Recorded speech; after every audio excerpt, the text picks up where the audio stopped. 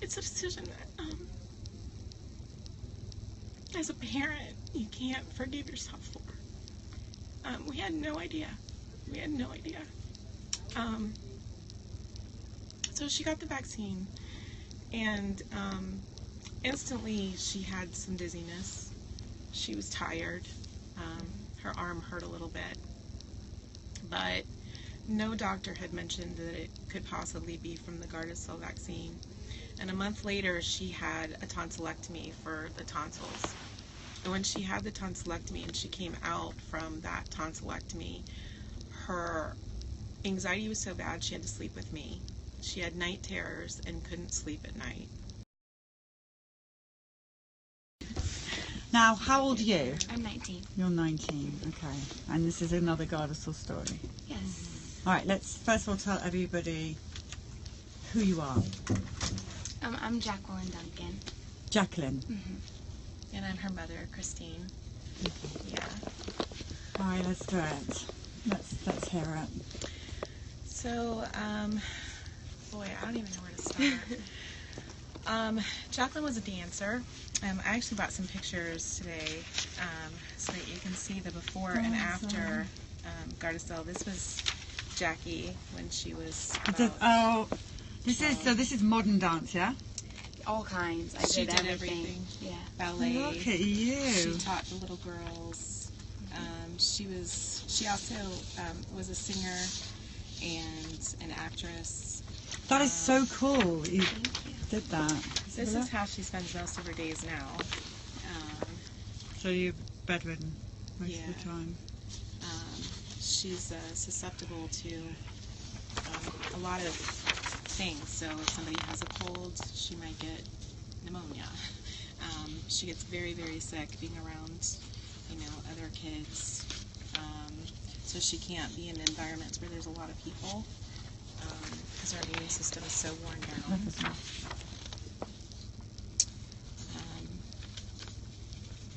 So you can't dance anymore at all. No, and it's the one part. Yeah, she misses it a lot. She was Well, especially all your friends Yes. that you used to dance with. I was on older. a team, a travel team, so we would go and compete every weekend, and I was dancing I'd go to school, then I'd go to dance at 2 o'clock, and then I'd dance until 10 o'clock at night every single day. Serious stuff. Yeah. she was very, very busy. She was a straight A student. She had a ton of friends. She was very, very well liked. This was after they took all the blood to figure out what was wrong with her. She almost passed out from that. And this was after a simple laparoscopy. She had a ovarian cyst that had to be removed. And her pain was... After the Gardasil? Yes, Yes. after the Gardasil. And her pain How many was times so are we severe. hearing about these ovarian cysts? Yeah. Seriously? She'd never had any beforehand, and that was a simple. just put them You in. can, yeah. I'll give them back to you. That's fine. So she was doing really well in school, and she was really popular, and she actually had auditioned with Disney, and they wanted to fly her out to California, and she had a very promising future, and What did Disney want to fly you out for? They were doing casting for different shows and stuff, and I was in the top 13 out of everyone in the country, but I wasn't able to go. I don't do any You look acting. like a Disney princess. Thank you. Oh my gosh, you have no Yes. idea how much that means to hair. her, because she I loves love Disney Disney princesses. Yeah. Well, when you come to our summit, you can be the Disney princess. Okay, there. perfect. Okay? Yeah. Yeah. Because a lot of children are going to want their photograph taken with you, Yes. Disney princess. I'm okay with that. Okay, Yeah. good. So when she was, this happened in 2011, she had around middle school she started to get a lot of strep throat. And she'd always had strep, but it was just more cases of it, more frequent. And she started to get tonsil stones. Her tonsils actually started to form stones in them from all the scarring she had from the strep. And she was getting sick, and so we went to the pediatrician on a routine visit, and the pediatrician said, "Are you going to get the Gardasil vaccine today?" And I said, I don't. This is the first one we're talking about. The very So first she was one. sick, again, another person that was sick when they went Yes. for their Gardasil vaccine. Yeah. And so I said no, because about a month or so before that, she had injured her knee or something in dance and had gone to a physical therapist who had said, have you gotten the Gardasil vaccine yet? And I said, no, she hasn't had it. And he says, well, I'm seeing a lot of girls that are coming in with injuries from the Gardasil vaccine. And he said, so please do your research on it. So when the doctor asked whether or not she would have the Gardasil vaccine, I said, no, we'd like to take some time to research it. Well, she kept going back in for strep or tonsil stones, and the doctor probably 5 or 6 times kept asking about whether or not we were going to get this shot, and I kept saying, no, I still haven't done my research. One of those times, however, I was not able to make the appointment, and my husband took her. And the doctor asked, and my husband said, I'd rather wait for my wife. And the doctor said to my husband, oh, so you want your daughter to get cancer? And he loves her. So it's a decision that, as a parent, you can't forgive yourself for. We had no idea. So she got the vaccine, and instantly she had some dizziness. She was tired. Her arm hurt a little bit. But no doctor had mentioned that it could possibly be from the Gardasil vaccine. And a month later, she had a tonsillectomy for the tonsils. And when she had the tonsillectomy and she came out from that tonsillectomy, her anxiety was so bad she had to sleep with me. She had night terrors and couldn't sleep at night. She took 3 months to heal from a tonsillectomy that should take about 3 weeks to heal from. And nobody could figure out why it was taking so long and why it was so hard for her. So then we started seeing doctors because she couldn't go back to school. This child who couldn't wait to go to school and was popular and well-liked by teachers couldn't go to school and was in pain and didn't feel well and wasn't healing. And did you have to stop dancing at that point as well? Yes. Yeah. Your big that love. was really hard. Yeah. And I got a lot of criticism from my friends, people like my principal, teachers, my dance team. Everybody they would say I was faking, and I didn't know what was happening to me, but I knew that something was wrong. And I've never been in that type of state. I'm always wanting to be social, and I love dancing. I would never want to give up dancing ever. And I could not do anything. I couldn't even go to the grocery store.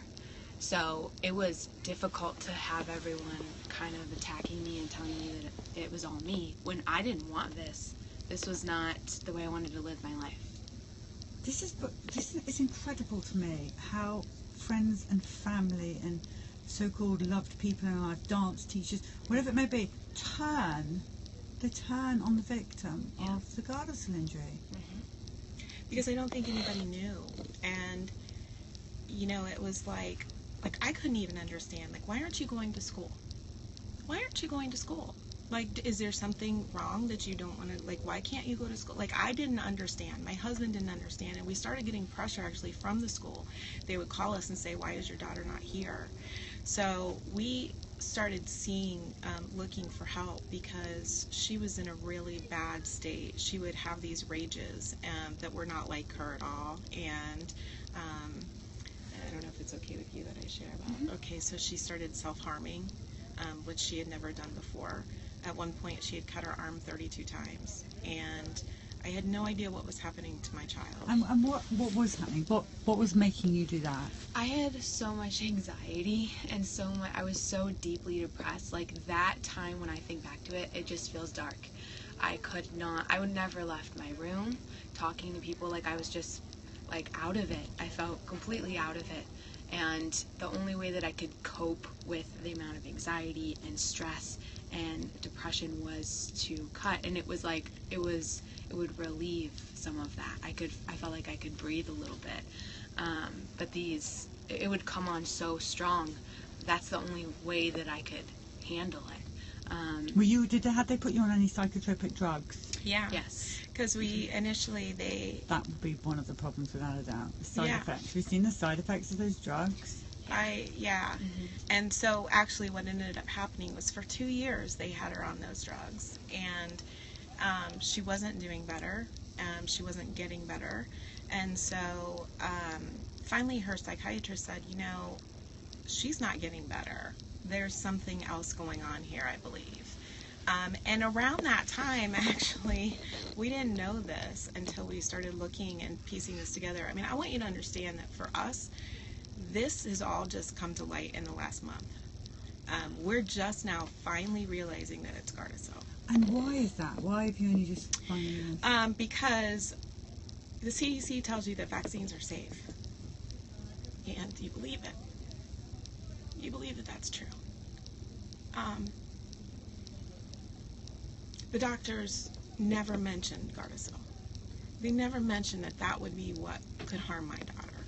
Nobody ever said, this is what's taking your daughter's livelihood away. This is why she can't dance. This is why she can't go to school. Nobody ever said that to us. And so when you don't know that that's what's happening, you're lost. Right. So we saw these doctors, and she went through, psychiatric treatment, and we did these things, and she wasn't getting better. And in 2013, and we just found out that she had the second shot. I don't remember ever agreeing to it, but they gave her a second Gardasil shot. And that's when the wheels fell off. And when did that happen? That was in 2013. That was around her junior year. And so you've only ever had two? Yes. Yes. Thank God. Yes, because I think if she had the third, she probably would be in a wheelchair. But that doctor that I had, every single time I went in, she was like practically shoving it down my throat. She was like, you have to, and I'd be alone with her, and she would tell me, like, to make me feel guilty, it's my decision. And, I was young. I didn't know anything about this, so I just was like, okay, I just agreed to it. And the way that she handled that is disgusting to me at this point. Now, is this doctor still practicing? Yes. That's not okay. Yeah. Right. No, you need to report this doctor to the medical board as Yeah. well. Yeah. For bullying, medical negligence. Right. That must be something you do, because my fear is these doctors, same as you, these doctors are still practicing and still hurting people. Yeah. Yeah. So, So she had the second shot, and almost instantly, within a week or so, she started having random shocks all over her body, electric shocks. And we actually took her to the hospital, and they were asking us. They took me separately. The nurse took me, walked me around, and she was like, are you feeling depressed? How's school going? Is your family close to you? And was giving me a full psych evaluation when I came in for pain that I was having. And they ended up just sending me home, and I didn't get any help at all. And that's something that I deal with all the time is, if you go to the emergency room or regular doctors, they just treat you like it's all in your head. And that's horrific when you are suffering. It's the worst thing ever. So they didn't have a diagnosis. They sent her home, and she continued to have these shocks. She would get cold, hard muscles. Her muscles would get so hard, and I would try to massage them and rub them out, but her limbs would turn blue. Her legs in particular hurt really, really bad. Her hips and her knee joints were very, very painful. Her hands would turn black from loss of circulation. She would have rib cage that would stick out. You could see the bone sticking out. why is that? So it's costochondritis, and it was an effect of what was happening in her body. It would happen in her back as well, and she would get chest pain, like really bad heart pain. She would wake up at night with night terrors, and she would have drenching, horrific sweats. She would get really, really bad migraines and dizzy spells and fatigue that was so severe that she couldn't even get out of bed that day. Nausea. Yeah. Wasn't eating. She doesn't eat. She eats probably 3 different things, and that's it. And why? What happens? So what makes you not want? So if I offered you a cookie, what would you say? What would your body say to you? I just never have an appetite. I never feel. I mean, I don't feel hungry. Like I want to eat something. I feel the hollowness, kind of like, oh, I haven't eaten in forever. But like, I don't actually want to eat anything, and like textures are weird for me. But there will be like 2-3 days that go by, and I'll have like a snack of something, or it has to be a craving that I have, and then I eat a lot of that. But on a day-to-day basis, like meals, I don't really. I eat probably dinner's my biggest meal, and it's scary for me because I'm like, what is going on here? I know that I should be eating, but like I'm just never hungry. So. And it's hard for us as a family too at mealtime because, you know, we make a meal and we sit down together as a family, but we always have to make something different for Jacqueline, or accept the fact that maybe tonight she can't eat, and that's really, really difficult. So we were at a loss, and we didn't know what to do, and nobody had mentioned the Gardasil shot, and so the psychiatrist said, you know, I don't think this is psychiatric. Oh, please stay away from psychiatrists. I know. Yes. we They do. have no place in Yeah. vaccine injury. No. So we stopped going that route, and I started looking up information, again, never thinking about Gardasil. And we heard about something called Pediatric Autoimmune Neuropsychiatric Disorders Associated with Strep. In short, that's PANDAS or PANS. And it was initially mentioned to us by her counselor. And a lot of times kids with strep, the strep actually crosses the blood-brain barrier, and it affects the brain and can cause symptoms like anxiety and night terrors and some of the things that she had, but it didn't explain the physical symptoms that she was having. So from that standpoint, they said, yeah, maybe she has PANDAS, and possibly she's had it probably even since the time she was a kid. So now we look back, knowing what we know now, and we believe that the Gardasil vaccine just took that mild PANDAS that we probably never would have known that she had, and just mutated it in a way that, those anxiety and those symptoms that she was having just kind of really went crazy. After we found out about the PANDAS, she was diagnosed with chronic Lyme. So now we found out that she has chronic Lyme disease. She has autonomic dysfunction, so she's having those sweats and the cardiac issues, and she has severe pain. She's got the ovarian cyst now that she never had before, extremely painful periods. The laparoscopy that she had to remove one of her cysts, they were ready to just send her home. Her pain was so severe she couldn't walk. Her bottom jaw would tremor. And you talk about ignoring something that is blatantly in front of you by a medical community. They literally looked at her and said, oh, she'll be fine. Just send her home. And we took her home, and my child screamed in pain for almost 2 days. And we finally took her back into the emergency room, and the emergency room doctor said that obviously she was in excruciating pain. She ended up in the hospital for another week on Dilaudid and drips because the pain was so severe. And so that's what the Gardasil vaccine has done, though. Something simple, that a laparoscopy that you and I might get and heal from and be able to walk out of the hospital with. Now for Jacqueline, her pain signals are that small fiber neuropathy that she's developed because of this Gardasil vaccine. Her pain signals are, I could scratch her and her skin will turn blue because her body reacts to it differently now. And she's just very sick, and she's lost friends. She only knows one other person here in Columbus. Not anymore. Yes, I know, but it's been You're hard. never going to be alone again. She's 19. She doesn't have her driver's license. She can't go to college. She had to be homeschooled in high school. Her old high school had kept her from going to prom 2 years in a row. She went through it, and then some, because she was sick, and people didn't understand why somebody who's as beautiful as she is and looks as normal as she does could be so sick. Thank you. Yeah, could be so sick. I'm worried about your father, your husband, with the guilt that he must be carrying in It's there. horrible. How's he doing? Every time we talk about it, he cries.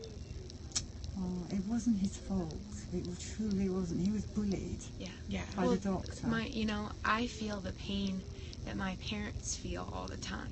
My family feels, and that's hard, because I don't want what I'm going through to affect them. And to know that my dad feels that guilt, I tell my parents all the time, I don't blame either of them, ever. I blame the doctor that forced it on us, and, this was just a really hard card that I've been dealt. And my mom, she's my lifesaver. She's the one that, found out that I had Lyme and PANDAS, and she's, dedicated her life the past couple years to making me better and trying to figure out what's going on with me. And I don't think I would be this far in the healing process and everything without my mom. She's changed my life, and I appreciate my family so much, but it hurts me that they've been damaged by this as well. So it's been hard all around for everyone.